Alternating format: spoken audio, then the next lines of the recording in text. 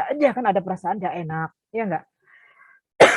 Karyawan yang harusnya bermasalah, tapi karena ada kedekatan secara personal, atau ini senior, atau dia orang penting perusahaan, atau dia anggota keluarga pemilik perusahaan misalnya, akhirnya auditnya itu nggak nggak nggak objektif gitu, akhirnya subjektif, bisa aja kan. Nah, makanya digunakanlah pihak luar, ya, auditor yang biasanya memang mereka lebih objektif, lebih netral gitu.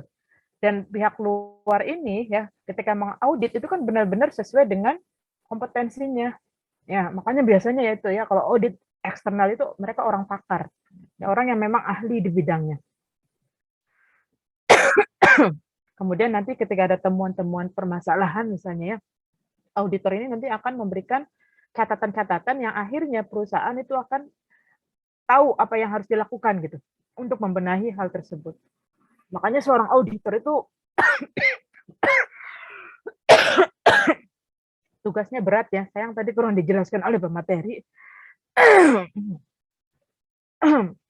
Ya, karena memang mereka kadang sampai nggak tidur ya memeriksa berkas-berkas, mencocokkannya kayak gitu ya. Dan itu bisa berhari-hari ya. Makanya seorang auditor itu dibayarnya mahal. Sedikit Ibu kasih tahu nih ya.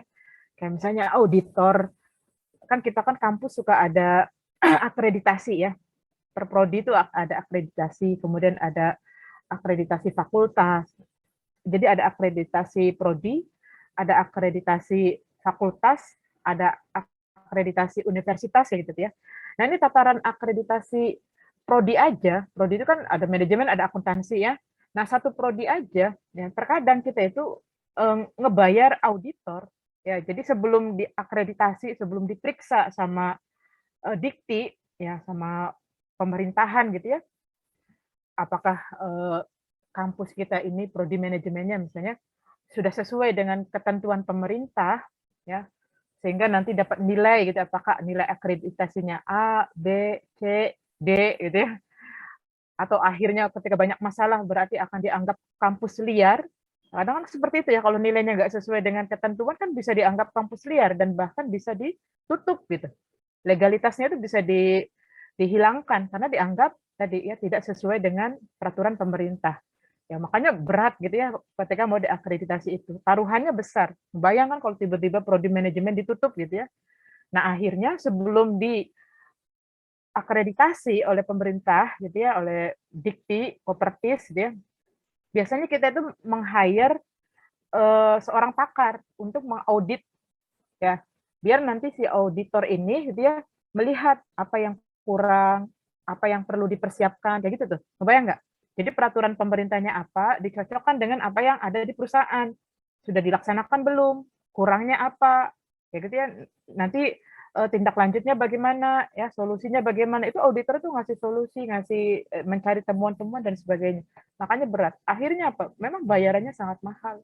Ya, jadi sekali survei, misalnya sekali pelaksanaan, itu bisa dibayar 200 juta seorang auditor.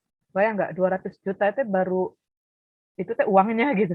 Belum kan biaya penjemputannya yang terkadang seorang auditor itu minta mobilnya itu yang ngejemput misalnya Alphard, hotelnya misalnya bintang berapa.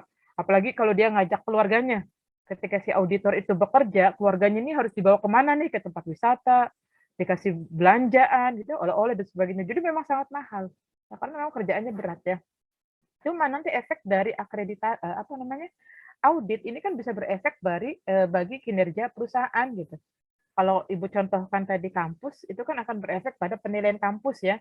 Nah, kalau bagi perusahaan, ya ini diharapkan nanti kinerja SDM-nya, kalau kaitannya ke SDM gitu ya, itu bisa optimal. Ya karena yang namanya perusahaan, ya sebesar apapun modalnya, secanggih apapun teknologinya, ya sehebat apapun ya perusahaannya, kalau SDM-nya bermasalah, ya bisa hancur gitu ya perusahaannya ya, atau tidak berkembang nantinya. SDM-nya ini harus dijaga betul ya, diantaranya harus ada audit.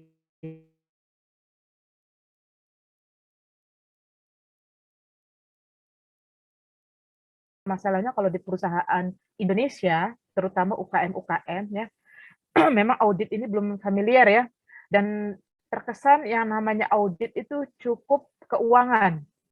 Ya, apalagi kalau lembaga pemerintahan, lembaga yang terkait dengan meskipun swasta tapi terkait pemerintahan misalnya, karena nanti ada KPK ya, atau BPK ya, Badan Pengawas Keuangan, agar uangnya itu tidak dicurigai hasil korupsi dan yang lainnya gitu ya, uang yang dianggap terlarang ya bagi undang-undang, akhirnya diaudit keuangan ya gitu ya.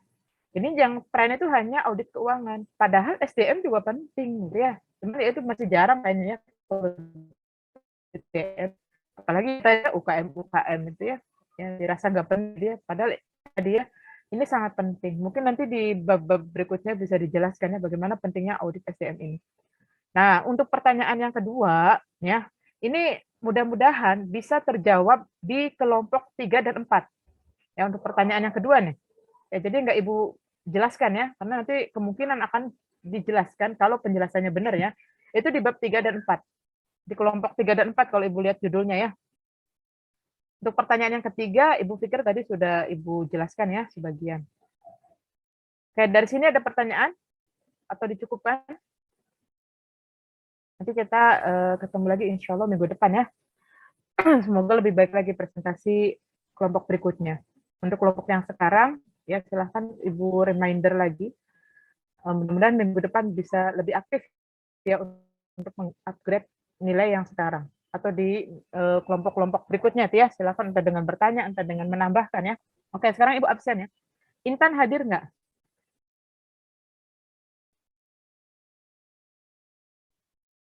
Intan hadir?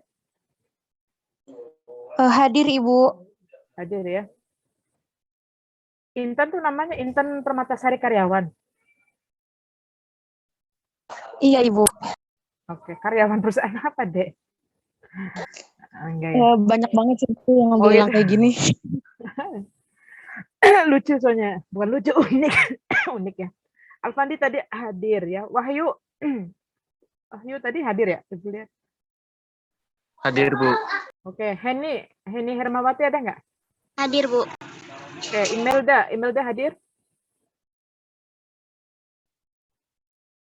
Imelda nggak ada? Hadir, Ibu. Oke, Andika ada Hadir, juga? Bu. Oke, Fauzan. Ada nggak Fauzan? Hadir, Bu. Oke, Muhammad Rivaldo. Ada nggak? Hadir, Bu. Oke, Nur Khafifah. Nur Khafifah Azhar. Oke, Vina Vanessa. Hadir, Ibu. Oke, Dita Widya. Hadir Bu. Oke, Priska. Hadir, Bu. Oke, Tri Ayu Cahya. Hadir, Bu. Oke, Berlian.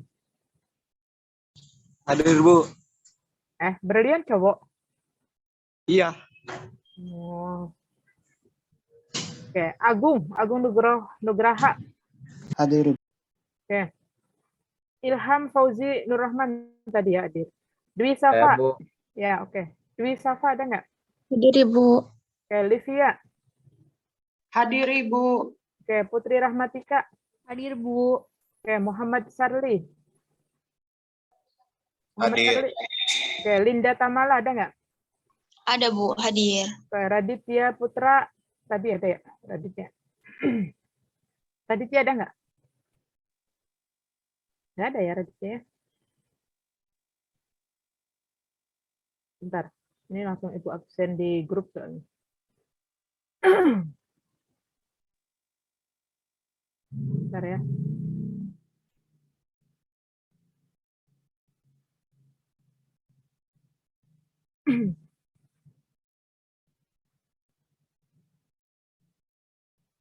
Jadi Raditya Putra nggak hadir. Gilang Erlangga ada nggak?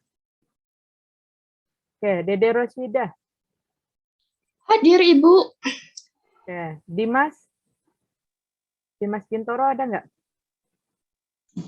Hadir, Ibu. Oke. Halo, Bu. Ya, Herianda Putra ada nggak? Ada, Bu. Hah? Ada Radit. Radit ada. Raditya Putra ada. Ada, Bu. Oke, Dimas Gintoro tadi ada. Ada, Bu. Oke, Herianda Putra. Ada, Bu. Oke, Mila Kamilia ada nggak? Hadir Bu. Oke, Teguh. Hadir, Bu. Oke, ada yang belum di absen? Saya, Bu, belum, Bu. Siapa? Faris Iqbal, Bu. Faris Iqbal. Iya, Bu. Coba Ibu lihat dulu yang mana nih tulisannya. Faris Iqbal. Terus siapa yang belum absen lagi? Tadi Nurhaliza. siapa? Nurhaliza. Nurhaliza. Bentar. Ada lagi? Sudah nggak ada? Oke, kalau sudah berarti kita cukupkan ya pertemuannya. Insya Allah ketemu lagi minggu depan. Kurang lebihnya mohon maaf. Assalamualaikum warahmatullahi wabarakatuh. Waalaikumsalam. Ya, ini langsung ditutup ya.